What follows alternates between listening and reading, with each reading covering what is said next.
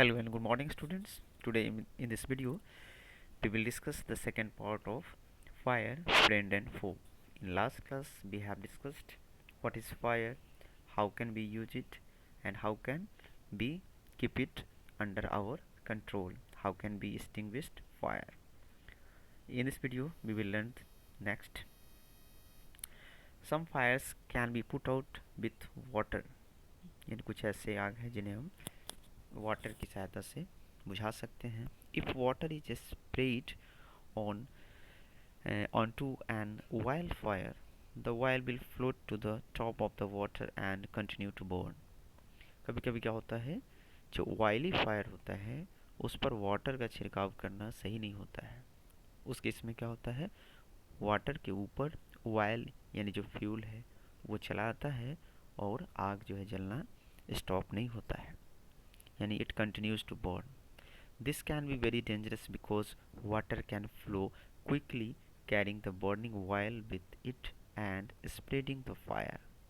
और वायली फायर में वाटर का छिड़काव करना या वाटर का यूज़ करना वो सही नहीं होता है. It might be very dangerous, it can spread fire, यानी ये फायर को और बढ़ा सकता है, फैला सकता है. Water should also not be used on fire caused by electrical appliances. यानी अगर आग बिजली के किसी अप्लाइंसेज से लगी है तो उस केस में वाटर का यूज नहीं करना चाहिए. The person spraying water might receive an electric shock and be killed. At that time, what may happen? If someone is spraying water on an electrical fire, he might just receive an electric shock and he might be killed. यानी वो मर भी सकता है. A carbon dioxide extinguisher is the best thing to fight an electrical fire. यानी अगर electrical fire है then हमें कार्बन डाई एक्सटिंग्विशर यूज करना. It is safe and you can extinguish fire. We spend millions of rupees each year in fighting fire. Fire को control करने के लिए millions of rupees यानी लाखों रुपीज प्रत्येक साल जो है वो खर्च होते हैं. And we spend more trying to find new ways of preventing fire from happening and getting out of control. और हम लोग बहुत सारे पैसे और नए नए तरीके को ढूंढ रहे हैं ताकि हम क्या कर सकें, फायर को प्रिवेंट कर सकें और गेटिंग आउट ऑफ कंट्रोल यानी खतरे से बाहर होने से हम उसे रोक सकें. On the whole, we have learned rather well to control fire and put it to good use in our everyday life. यानी हम लोगों ने बहुत कुछ सीखा है हाउ टू कंट्रोल फायर और कैसे हम अपने प्रत्येक दिन की लाइफ में इसे यूज कर सकते हैं. लॉन्ग एगो, बहुत पहले, देयर वर नो फायरमैन. उस समय फायरमैन नहीं थे. व्हेन फायर ब्रोक आउट, आग कहीं लग जाती थी, everybody became a fire fighter. तो वहाँ के आसपास के सभी लोग फायर फाइटर का काम करते थे, वो फायर फाइटर बन जाते थे. पीपल फॉर्म ह्यूमन चैन, यानी आग को कंट्रोल करने के लिए लोग एक ह्यूमन चैन बनाते थे. They still do it if required, ऐसा वो करते थे अगर आवश्यकता पड़ती थी. And passed buckets of water from a well or a pond to the blaze. यानी बकेट ऑफ वाटर को क्या करते थे, किसी पॉन्ड से या किसी रिवर से या वेल से एक ह्यूमन चैन बनाकर बकेट को पास करते थे, एक दूसरे को देते थे, जैसे कि जहाँ पे आग लगी हुई है वहाँ पानी पहुँच जाता था. And to control that fire. Now there are laws about building construction while ensure that space is left between buildings to reduce the fire risk. आजकल नए नए रूल्स आ गए हैं.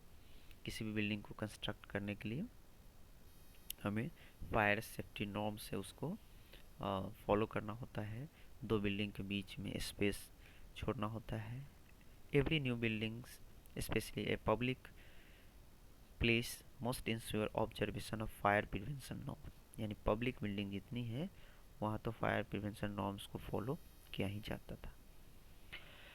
Bands of firefighting workers with special equipments known as fire brigade are there to put out fires.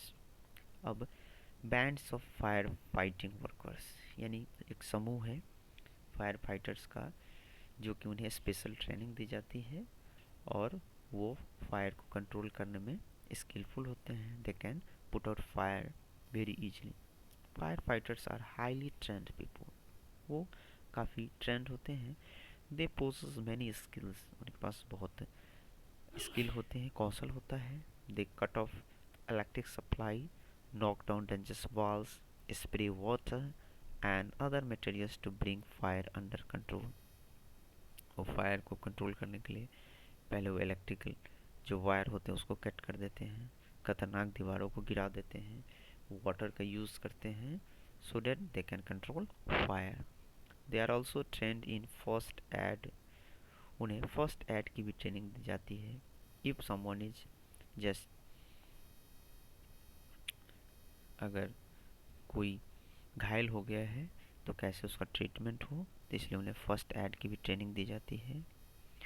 Next, they can help people suffering from burns और from the effects of smoke. वो दूसरे लोगों की मदद भी कर सकते हैं जो या तो सफ़र कर रहे हैं या वो स्मोक बहुत ले लिए हैं. The discovery of fire and it's uses help early man to cope with nature better and gradually adopted a settled mode of life. Discovery of fire, we can say that, यानी कि हम लोग कह सकते हैं कि जो आग की खोज हुई, इट वॉज वेरी यूजफुल. वो ह्यूमन बीइंग के लिए बहुत ही उपयोगी था और लोग इसका इस्तेमाल करके धीरे धीरे सेटल्ड मोड ऑफ लाइफ यानी एक अस्थाई जीवन जीने में आग की खोज मदद की. Fire is still worshipped in many parts of the world. आज फायर को पूजा जाता है विश्व के लगभग सभी जगहों पे. बहुत सारे जगह हैं ऐसे जहां आग को पूजा जाता है. Fire is indeed a friend. We can say that वास्तव में फायर हमारा फ्रेंड है. But as we know it can be dangerous enemy once it gets out of control.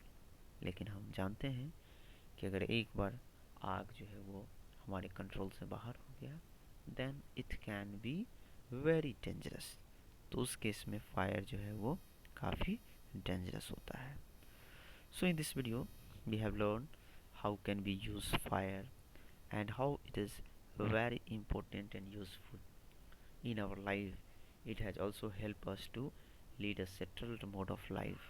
यानी आग की खोज से हम आज अस्थाई जीवन जीने में हम सक्षम हैं. तो आग का बहुत यूज है but we must be very careful in using fire. हमें बहुत सतर्क रहना चाहिए.